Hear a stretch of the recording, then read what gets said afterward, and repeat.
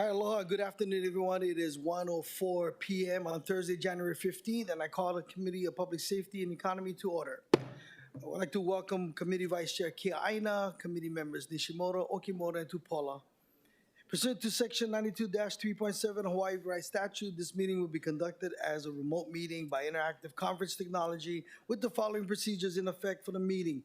Members of the public will be allowed to provide oral testimony on all items on the agenda in person in the council chamber and remotely when each agenda item is taken up, as both English and Hawaiian are official languages of the state of Hawaii pursuant to Article 15, Section 4 of the Hawaii State Constitution and Section 1-13 of the Hawaii Revised Statutes. Members of the public may testify in either language.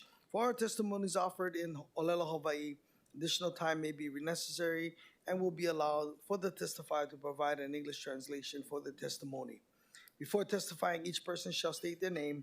Each speaker may not have anyone else read their statement and is limited to a 1-minute presentation on each item. All persons who have registered to testify in person will be called upon first.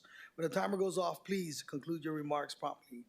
Persons who have not registered will be given an opportunity to testify following the registered testifiers. Once in-person testimony has concluded, I will proceed to remote testimony. All persons who have registered to testify remotely by video conference or telephone will then be called upon. When your name is called, please monitor your screen and activate your audio feed when prompted. For persons who are testifying by telephone only, I will identify you by your last 3 digits of your phone number. When your number is called, please listen for the prompt to unmute and then press *6. When I call for anyone else standing by remotely, please utilize the Zoom raise hand button to indicate your desire to speak. For those joining us by telephone only, please press *9 to indicate your desire to speak. Some friendly reminders as tips. Video conference from a quiet location if possible. If you are also watching the proceedings on Olelo, please mute your television when you are called to testify. When the timer on the screen reaches 0, please conclude your remarks promptly.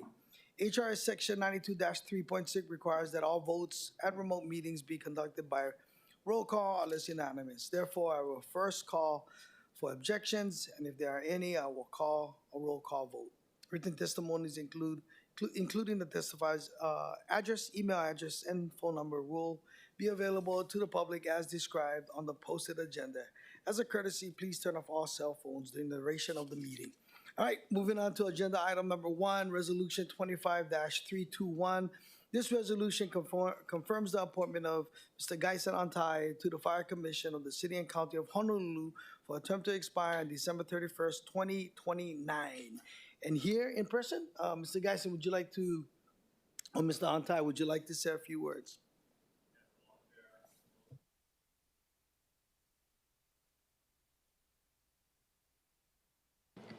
Hello. Aloha, Chair, committee members. My name is Gaisen Antai. It's a privilege to be here today. Currently, I serve as in-house legal counsel for the Queen's Health Systems. Part of that role, I have the privilege of overseeing our corporate risk management program. And so a lot of my work focuses on safety, accountability, compliance, and really supporting all of our healthcare providers throughout the enterprise. And with that said, I have a deep appreciation and respect for all the men and women of the Honolulu Fire Department. I have a deep respect for the role the Fire Commission plays in stewardship and maintaining public trust. And so it's been an honor and a privilege to serve on the commission in this capacity. Mahalo. Members, any questions? Okay, Councilmember Tupola. Aloha, Mr. Antai. Thank you for being here. So did you seek out the position on the commission, or did they seek out you? And kind of what is your interest in this particular commission? Absolutely. I did seek it out. I reached out to the mayor's office mainly because I wanted an opportunity to serve on a city commission. And I thought Fire Commission, played well with my experience in healthcare and working, with our frontline and emergency services personnel. What do you think mainly your main focus will be on the commission? Or I'm not sure if you've actually watched some of the commission meetings already, if you kind of have some thoughts about how you think you could make it better, but what is your preliminary thoughts about your specific role on the commission? Yeah, absolutely. I think, supporting the fire department chief and deputy chief would be, I think an important contribution I can make on the commission. I think with my background, accountability and governance is really important. And so, I haven't been able to watch any, prior recordings of any commission meetings, but I'd go in there and listen and support the current members as well as the leadership of the department. Thank you. Thank you, Chair. Okay, we'll now proceed with in-person testimony in the council chamber. Anyone? Chair, there are none. Okay, looks like nobody on remotely also, right? Okay, but now, members, we are in discussion. Okay, awesome. The chair recommends that resolution 25-321 be reported out for adoption. Any discussion? Any objections, reservations? Hearing none, so ordered. Thank you, Mr. Antai. Okay, moving on to agenda item number 2, resolution 25-322. This resolution confirms the appointment of Mr. Gary Yabuta to the Police Commission of the City and County of Honolulu for a term to expire on December 31st, 2030. And here in person is Mr. Yabuta. Would you like to say a few words? Thank you, Chair. My name is Gary Yabuta. I am currently the Executive Director for the Hawaii High Intensity Drug Trafficking Area, the Hawaii District region. We're one of 33 HIDTA regions throughout the nation. And unfortunately, Hawaii was designated as a high-intensity drug trafficking area back in 1999 because of our methamphetamine problem, an epidemic. And thanks to people like, at that time, U.S. Attorney Stephen Alm, who petitioned for us to be a HIDTA region, and of course, U.S. Senator Daniel K. Inouye, we were given the ominous title of being a HIDTA region. And so we take this federal fund from the Executive Office of the President, and we invested it in state and federal and local law enforcement to form task forces, initiatives to fight drugs in our entire state, including the City and County of Honolulu, by these unified task forces that synergize their energies by working together. The feds need the locals, and the locals need the fed. We try to go federal prosecution as much as possible. We get the biggest bang for the buck. And I also want to point out that we also do drug prevention. I have a tremendous drug prevention team that are doing some fabulous work. They're out there in the communities. They're going to be working with members of the council. And so that's basically who I am. I have 31 years of law enforcement experience with the Maui Police Department, but 47 years altogether. I began my career when I was a college student. In 1978, I became a parole agent intern for the state of California, California Youth Authority. So I've given up pretty much my whole life to law enforcement, and I want to volunteer as a police commissioner for the Honolulu Police Department, which is a great department, and I'm very proud that I am being considered for that particular position. Thank you. Any questions, members? Okay, we'll move on with in-person testimony in the council chamber. Chair, there are none. And I don't see anyone online. So members, we are in discussion. Councilmember Tupola. Yeah, I am super excited for this nominee. I had a great meeting with him. I'm excited to learn more about the organization that he runs. I think it could behoove all of us to learn more about it. I think all of our communities could benefit from the services and resources you have. So I'm excited for that. I'm just excited because I think, we got a couple pretty solid police commission members recently that I think is going to round out the kind of experience that he brings. I thank you. Thank you for your time. Thank you for being willing to do this, because I think it's going to help us exponentially move forward with whoever the new chief is. So thank you. I'm very, very impressed, and I'm glad that the administration made this recommendation. Thank you, Chair. Member Okimoto. Thank you, Chair. Aloha, good afternoon. Thank you so much again for being here. And I look forward to meeting with you. I know we haven't had our one-on-one yet, but I think it's really important, especially with everything happening right now with the decision to have the police chief chosen. We just hired the firm to do so. And in your mind, what would be the first thing that you could do, or what that you're looking forward to doing as this process is starting? Because we don't want it to take too long, but we want it to be a thorough process as we make this very, very important decision. Thank you for that question. And it'll be a privilege to be part of the Police Commission at a time where the selection of the next police chief for the Honolulu Police Department takes place. It's probably the most important decision of any police commission within the last 25 years. I've been through everything that the Honolulu Police Department has been through. As a police chief for the Maui Police Department and growing up with the Honolulu Police Department since 1983, when I joined the department, the Honolulu Police Department was our big brother. They were the big brother for all 4 counties, well, Maui, Kauai, and Hawaii County.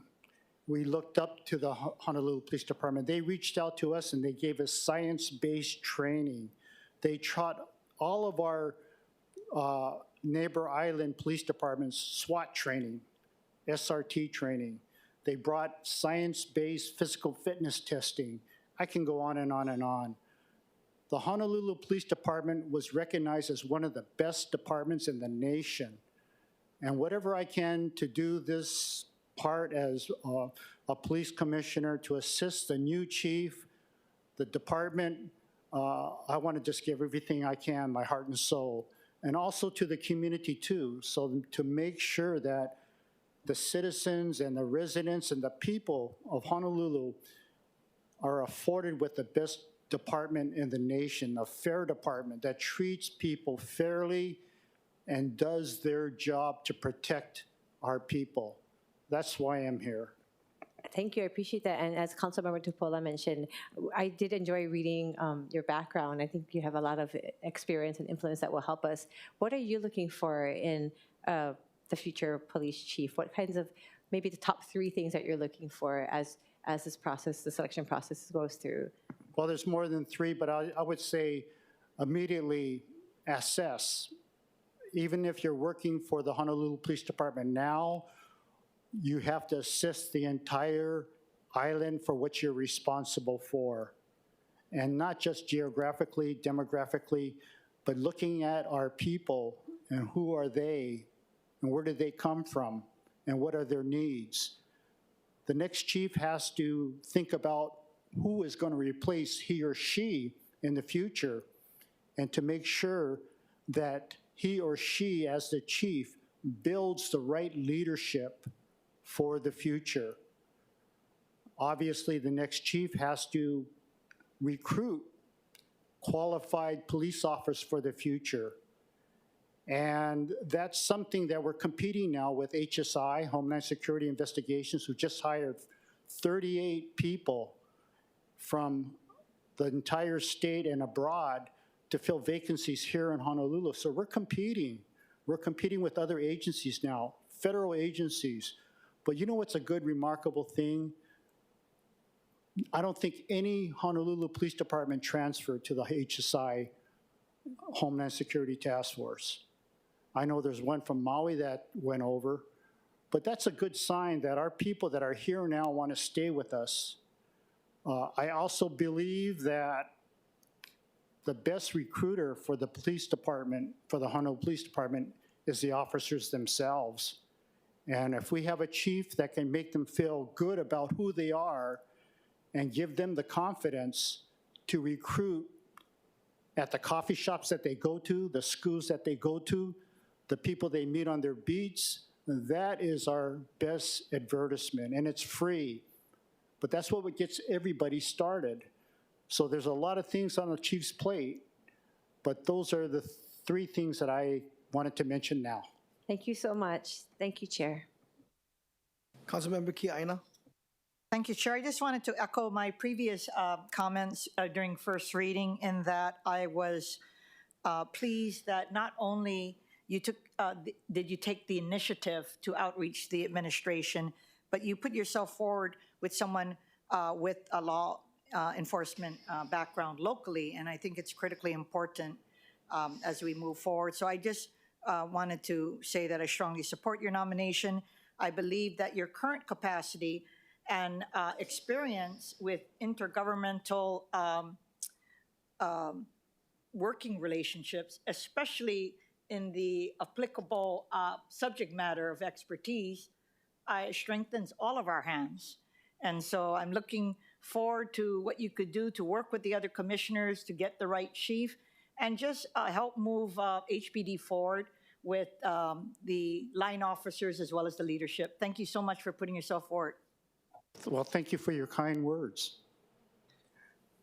Yeah, Mr. Yabuta, I just have one question, and I really appreciated our time together in our conversation. My only question is, do you foresee any conflicts between your work with the Hawaii High-Intensity Drug Trafficking Area Programs and your responsibility to the Honolulu Police Commission? That's a good question. No, I do not. I do not see any conflicts or I wouldn't be here. I have an independent job to do, serving the Honolulu Police Department in my capacity, but I serve the community. I serve the executive office of the president. As a chief, you have to make tough calls. I have to make tough calls as well. And those calls as a police commissioner may be contrary to the actions of the Honolulu Police Department. More than anything, I'm here for the people, the residents and the people of Honolulu. Thank you, sir. Appreciate it. All right.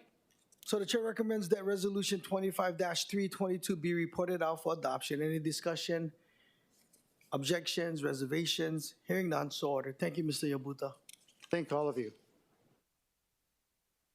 Moving on to agenda item number 3, Resolution 25-329. This resolution is accept a gift of $125,000 to the city from the Honolulu Zoological Society for the installation of a new fencing around the giraffe exhibit perimeter at the Honolulu Zoo to meet AZA accreditation standards. And here from the administration is Director Dita Hollyfield.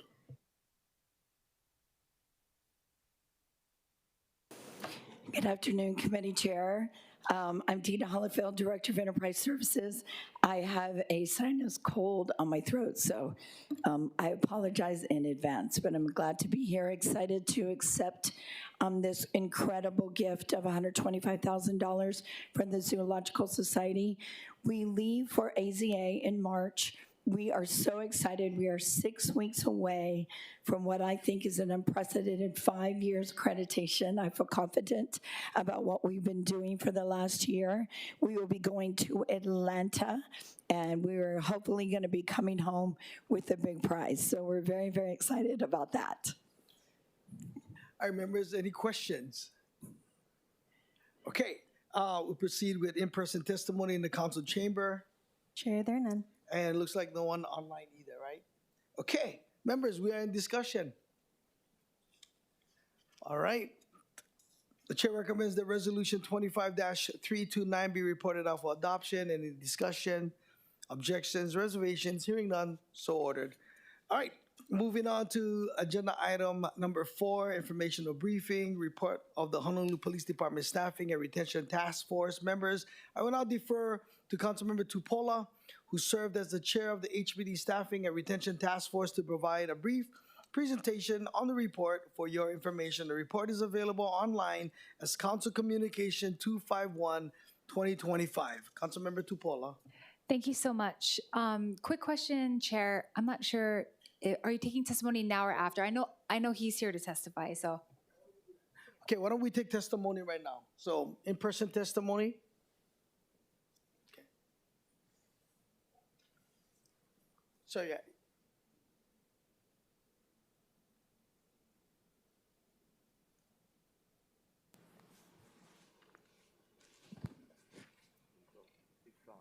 Thank you. My name is William Ornelas.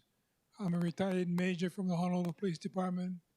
I was the first police officer in the state of Hawaii to get a law degree from William Richardson Law School. I started Crime Stoppers program about 45 years ago.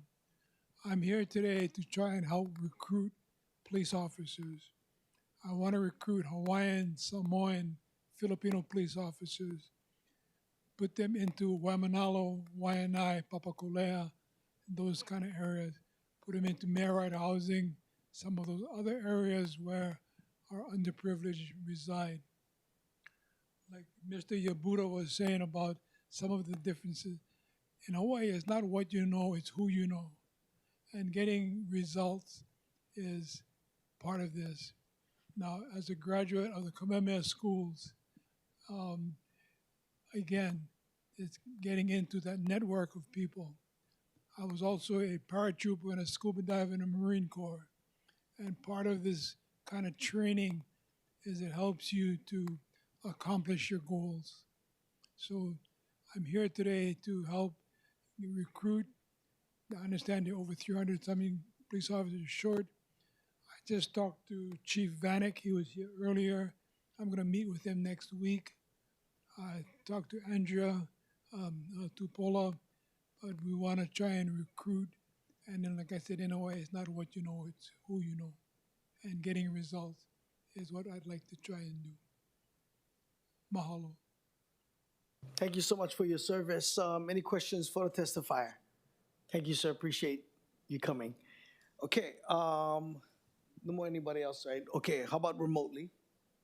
There's none, Chair. Okay. All right, Councilmember Tupola. Okay, thank you so much. Thank you, Mr. Anales, for your testimony. I do want to acknowledge in the room, we have Chief Vanek and we have Major Parker Bodie here. They were both on the task force with me, so they're here to answer any additional questions as well as myself. Okay, let's get started. Just so you guys know, page 17 is where it starts getting exciting, so I might start moving quickly in the beginning, but it's only because the beginning is a lot of stats. It's kind of the baseline of where we're at with HPD. And page 17 commences the suggestions that the task force came up with as far as how do we improve moving forward. Starting with page 1, it's a quick executive summary about what the outcome and goals were of the task force.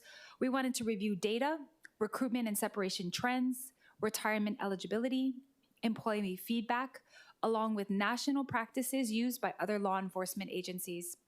Page 2, I wanted to just thank all of those who participated on the task force. So Deputy Managing Director Chris Najaran was on there. Of course, I mentioned Chief Vanek, but also Assistant Chief Aaron Takasaki Young, as well as Nola Miyasaki, Director of Department of Human Resources, Sarah Hirakami from DHR, Jonathan Fry from SHOPO, John Higgins from HGEA, Kenneth Silva as part of the Police Commission, Thomas Kekoa Carvalho, Backgrounds Investigation Supervisor, formerly HPD, now Portland Police Bureau, and myself.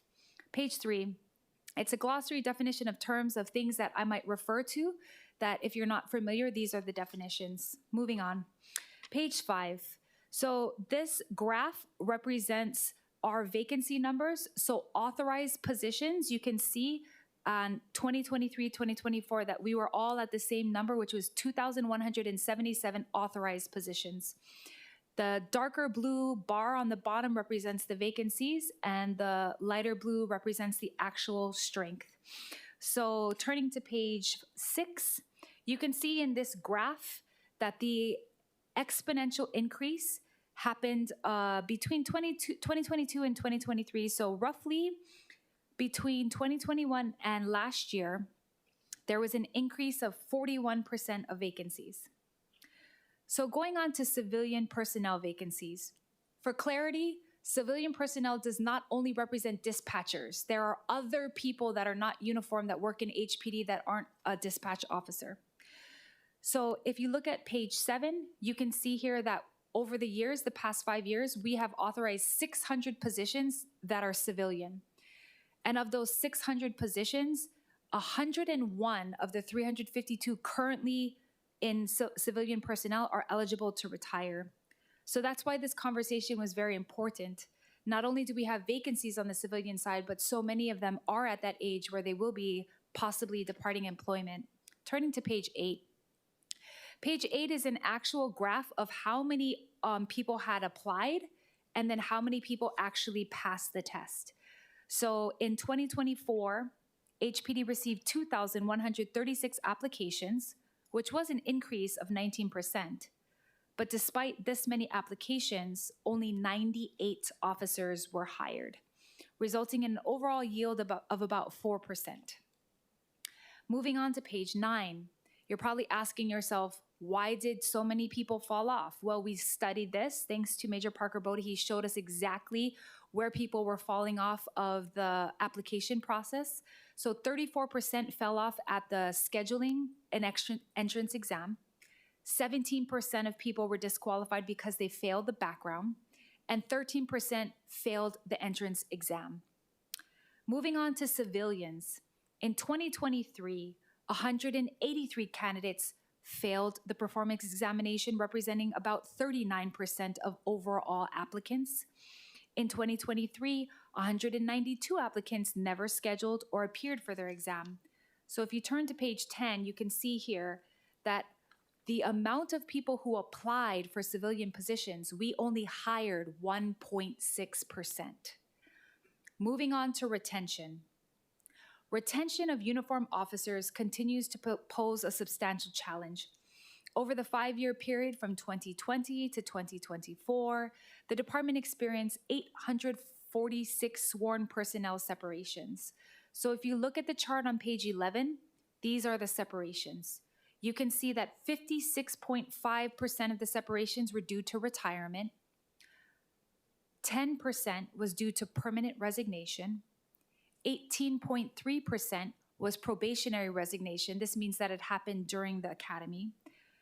8.8% was reserve officers. There was some termination, discharge, and some that passed away. Turning to page 12, let's look at the retention for civilian personnel. So this is in 2024, 42% of the personnel that left was because they retired, 38% was because they permanently resigned, and then there were some that probationarily resigned and some that were terminated. So on page 13, you can see that little symbol of the 1 person in 3.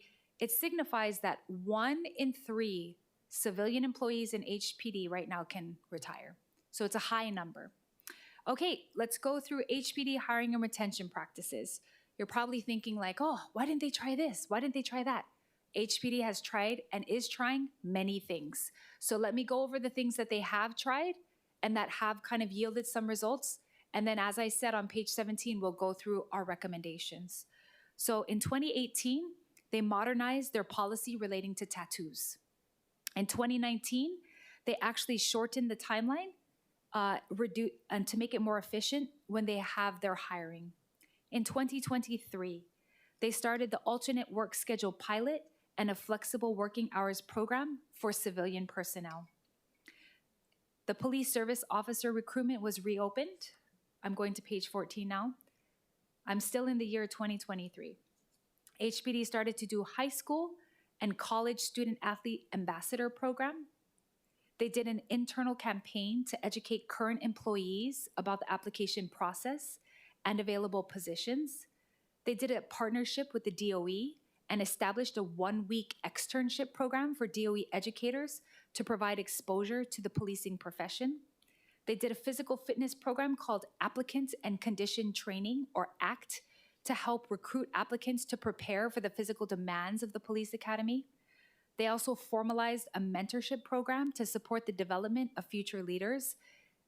They also changed to a 3-day work week patrol schedule, and that was adopted to enhance work-life balance and mitigate fatigue.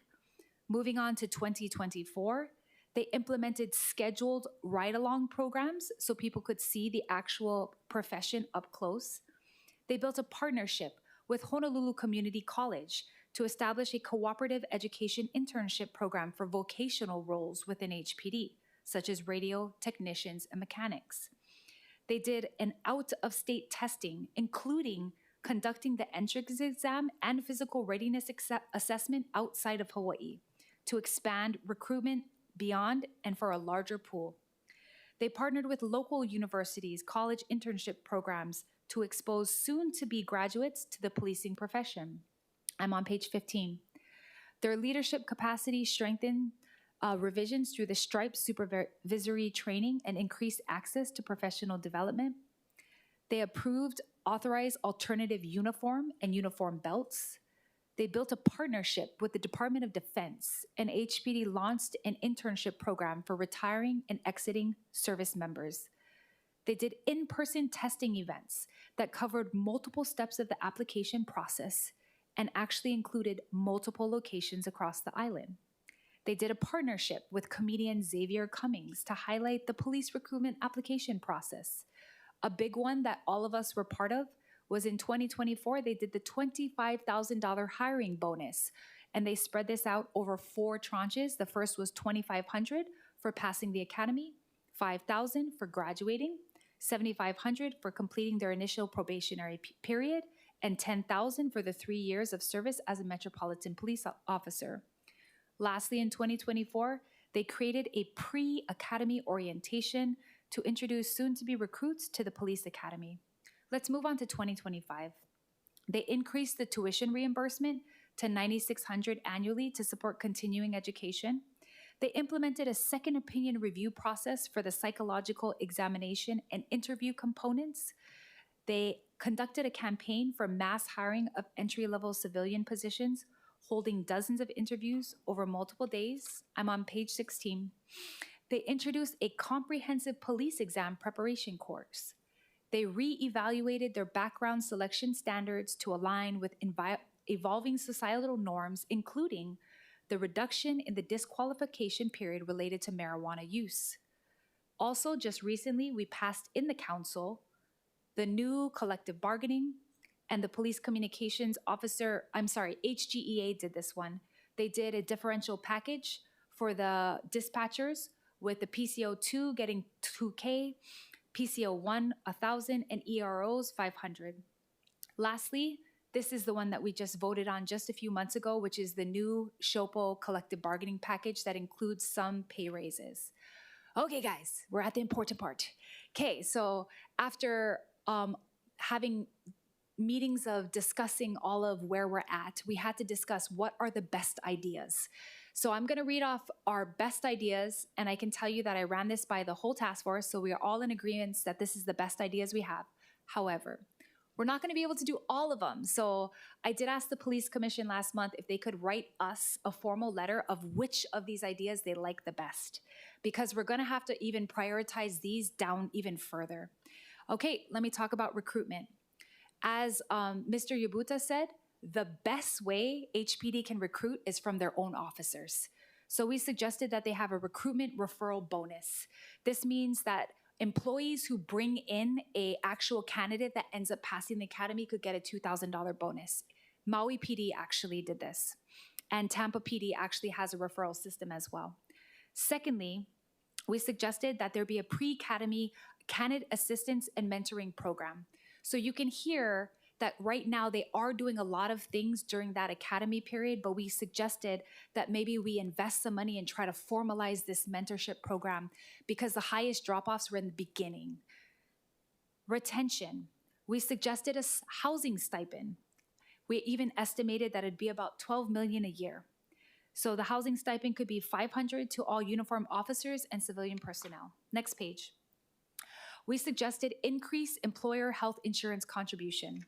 So currently right now, the county of Kauai moved to zero premium employee health insurance. So we suggested this, perhaps if they select, I don't know, 80-20 as opposed to 70-30 or something that the city could cover cost. We estimate that could be about $7 million. We suggested civilian parking stipend. You would not believe, but all the dispatchers have to pay for parking. Next, retention bonus for senior employees. So this one I think is pretty important because this is the same thing as the recruiting bonus, but it's on the back end. So instead of retiring, we would pay the $25,000 over a 5-year period of time if you stayed and you continue to be employed. The accelerated progression to top step pay, we can't do this, and I indicated it in the report. This is something SHOPO would have to do, and they have to bargain it with DHR. Page 19, we suggested to expand civilian administrative uniform officer roles. So say, for example, we converted 30 to 50 uniform officers into clerical work. So say it's like report writings, things that a patrol officer doesn't need to do, then we can actually not need those positions because now those positions are going to be civilian. Baltimore PD does this. We suggested to expand the reserve officer program. I know currently right now, Interim Chief Vanek is all about this. We do think that the reserve officers could play a bigger role. Next, we suggested digital evidence modernization. So this is like investing in technology that perhaps we might not need to operate with as many positions because now we could have some modernization. The next one is simulation-based training investments, and actually Kauai PD already uses this. So they deploy the Axon VR, and it's a modular range capacity. Next page. We suggested a recruitment and retention special fund.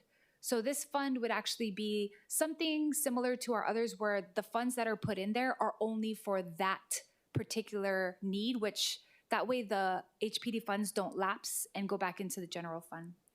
Lastly, for organizational culture, there was a commander survey that came out in 2024. I believe it's still on their website.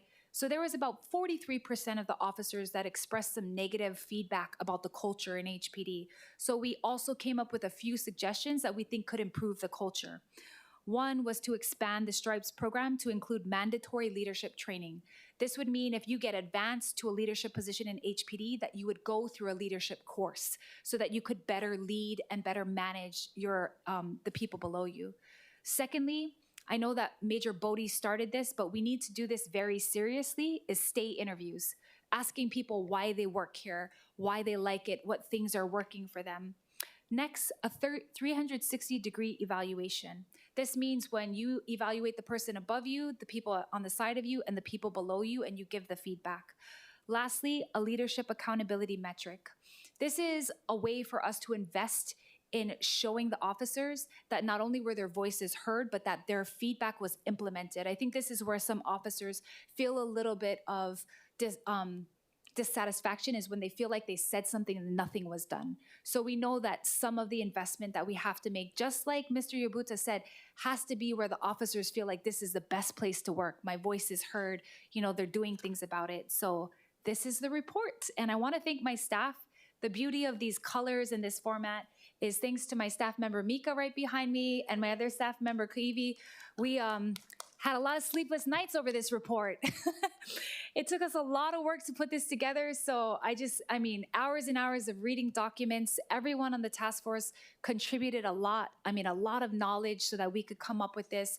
And I hope that here at the council, especially for our budget chair, maybe if we prioritize, we see which ones we want to fund, and maybe the commission gives us their suggestions, maybe we could take 2 or 3 of these and see if they make a big difference in trying to decrease our vacancies. Thank you, Chair. All right, we will take questions if anyone wants to, ask questions. I see Chief and Mr. Bodie over there. So if you guys want to ask questions, I thank you so much for this. It's amazing how many things we've done to keep people. It's like you think after all these amazing things to draw people in, that people would be more awakened to becoming police officers, but we got to do whatever we can, right, as times change. So appreciate the report. Anybody, questions? Councilmember Kiaina. Thank you. First of all, I wanted to applaud Councilmember Tupola and the task force members, as well as your staff, for putting in all of the man hours to put this report together. I'm quite impressed. I did not know if they were able to, with this time frame, because it was an accelerated time frame, not only get the job done with substantive recommendations, but I saw the support letter of SHOPO. People really feel that they all had a say in this, which is refreshing. With regard to implementations, I do know that Councilmember Tupola said that we're waiting for a letter, but I'm assuming for the administration, Chief Vanek, that you guys are going to strategize with the administration on the skeletal budget that you think would be necessary for this. And I'm just wanting to know how you are balancing that with your development of your operating and CIP budgets for the upcoming fiscal year. How are you guys going to do this? Thank you, Councilmember Kiaina. Yes, we're looking at the recommendations. We also would like to see what the council recommends and is able to sustain or also fund. We think that some are definitely more doable than others. For example, I know there's a lot more investment that's involved. For example, like the housing stipend, there's a higher ticket item for that one versus something like the paying for the parking for our civilian employees. I think that one, because the cost is a lot less, that's probably a lot more doable, and I think the return on investment would probably be a lot easier and probably greater. It's something we could do right away. I think it's something would affect a lot of employees immediately. So something like that we would prioritize, and we could probably fit within our budget. So that's probably how we would prioritize. As far as what we could afford, what we couldn't afford, that's really how I think we would prioritize based on some of these recommendations. Thank you. You know, the issue about the housing, the reason I like that so much, you know, when we talk about helping with regard to offering kokua to our employees to help offset the low wages, I think housing, you know, we always think about education, right? We're talking about scholarships or loan forgiveness. The reason why this is appealing is because the most stressful thing, apart from trying to figure out if you have enough food to feed your family, is if you have a roof over your head. And if you can provide that kind of stability, number one, you achieve the objective of making sure that people have housing, but you're also mitigating the challenges that they have just financially with day-to-day needs. So in my view, I'm going to take a look at it, all of it, but I hope we can weather it. I think we should pull the trigger because it achieves so many objectives. And, you know, I think, again, apart from helping the officers, it's helping one of our highest priorities, both the city council and the administration, which is housing for our communities. Excellent, thank you. I agree wholeheartedly about the housing. If maybe I could recommend, if it can be done all at once, maybe we could do it strategically in a phased approach. So maybe as a first phase, look at individuals who might help maybe with the recruitment process. So maybe housing for individuals relocating from elsewhere, or individuals who are maybe early in their careers who maybe aren't making as much. And then we could do it as a phased approach. That might be a possibility. Of course, if it could be found in the budget to do it all at once, that would be ideal. But if it couldn't be, we could do it as a phased approach. That maybe is an option. Thank you for your recommendation. Councilmember Okimoro. Thank you, Chair. Aloha and good afternoon, Chief Vanek. Thank you so much for being here. I want to thank you again, and also Councilmember Tupola, thank you. I know when we had met, it was over, probably a year ago or so where this started, and I'm really happy to see that the report was able to go through and the committee was able to meet. I did have a couple of questions I wanted to just kind of clarify. First was in the recommendation under recruitment where I talked about the bonus to have referrals from other current employees. I thought that was a good idea, but it did say those who are hired and then complete an early service milestone, because the first thing I thought was, how do we guarantee that we can keep them?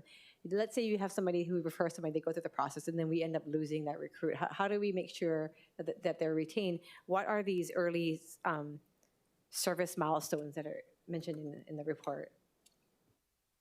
So I think probably the way we envisioned it would be similar to like the bonus, the hiring bonus that we have now. So the way that's structured is they don't get paid the $25,000 bonus as soon as they're hired. There's certain milestones that they need to pass, and it's paid in increments. So I would imagine that the referral bonus would be similar. So in other words, it's not just that I referred this individual and they got in and then automatically they would get that bonus. They would probably have to pass some type of benchmark. So that benchmark could either be different steps, or it could be maybe one significant step. Possible benchmarks could be when they pass the academy, or when they pass probation, or maybe when they are assigned to a permanent assignment, because that then ensures that they've made a commitment to the department or they've reached a significant milestone. So that is something that we could explore once we implement the program, to make sure that it's not just someone who is referring an individual just to get the money and it doesn't actually benefit the department. Okay, thank you. That's really helpful to know, because we wouldn't want to have this not work. But so you're saying the person, the officer or employee who does this, they would be the ones that either gradually or at the end of their referral going through it, then they would then get the $2,000. Okay. Yes. And you segued into what I was going to ask next is, we do have the current, I'm not sure, was that from 2023 or 2024 with the incentive, the $25,000 incentive? How is that going? I asked about that occasionally, you know, with that being implemented back, I think it was 2024. Do we have information or updates how successful that's been? Has that helped with the recruitment and the retention deficit? Yes. So we have interviewed individuals who have come into the department since that has been offered. The way we've done that is we've asked them, why did you join the department? And we still see that our top reasons for joining the department are either because they had a family member or friend who referred them. So that's still one of the top reasons. One of the other reasons is because they were attracted because they went or they saw information from our website or from social media or our Join HPD site. And then a little further down the list was the incentive, the $25,000 bonus. So while it isn't one of the top things that attracted them to come into or join the police department, it is not one of the bottom things either. So if you're asking me how successful has it been, well, it's not through the roof, but it's not bad either. So my recommendation would be, because it does attract individuals and it has shown to add to our numbers of people coming into the department, and which at this time we need, my recommendation would be to continue to do it. Do you have numbers, though, to kind of have a better idea?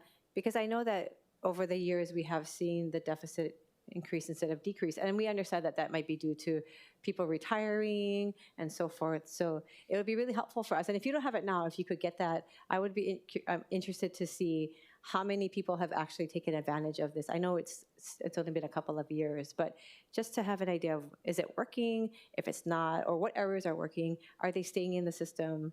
Because if we're going to fund that, we need to know if it's successful or not. Thank you for that question. So I think we're just coming up on 2 years, 2 full years that we've been starting to offer it. So I think probably after this next class that starts, we'll start to be able to aggregate all of the data. And once that data becomes available, we'll be able to provide it to council to make a better assessment and recommendation on whether or not it is paying dividends. That would be really helpful. And even from year to year, because when it first was announced, it was very exciting. But has it made a difference as now it's the second year and so forth? Is the trend going up or down? And finally, I know that Councilmember Tupola did look at me, and I was wondering, I tried to calculate, I'm not sure if my calculator, if I plugged in the numbers correctly, but let's say we were able to implement all these recommendations, and thank you again for the suggestions and for the work that the task force put forth. But if I estimated correctly, and my calculator might be wrong, is it about 43 million? Is that what the total, if we implement all of this, are we looking at that amount? Did you guys calculate that to see what? And I was taking the lower end. When it was like 50 to 100K, I tried to either take the average or take the lower. I'll answer. Okay. Yeah, so we never intended for all of this to pass. So we intended this to be a buffet. So you can pick and you can see what works, because some of this has to be picked up by SHOPO. Some of it has to be picked up by the admin. In fact, we couldn't do it. They would have to do it. And then some of it would have to be picked up by HPD. And then some of it we could put in as council ads. So I think even when we did, reporters asked us this, never did we add all of this together, because we never intended for all of this to pass. We just thought if we put all of our best ideas out there, we can see what's feasible. So again, we don't want all of this to pass, but maybe if we did it a couple here this year, a couple next year, a couple next year, because I think the most important thing, especially what Chief said, is measurement. We did something different. Did any significant difference happen? So we don't want to do 25 things and then not know. I think we do a few things that we think are reasonable, and then we measure.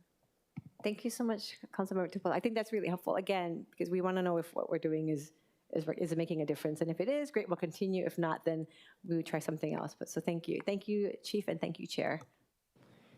Anyone else with questions? Yeah, you have a question?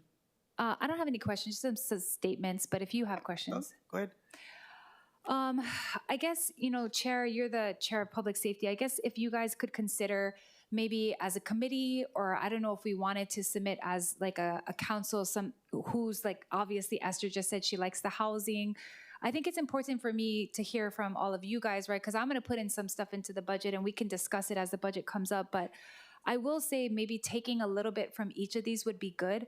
I think we need the referral bonus. I think it's easy. You can see here that we estimated $80,000 a year. I think if the housing stipend was a possibility, that'd be good. The employer health contribution, we can't do this. It would have to be the admin. So I'm not saying we do it. Like Chief said, the parking stipend, I mean, can we do the parking? I feel bad. I mean, it's just, I don't know if you guys know, but our dispatchers, when there's not enough people on the next shift, they're mandated to stay. That's per their contract. So most of these guys work their shift. They're mandated to stay the next shift because they don't have enough coverage.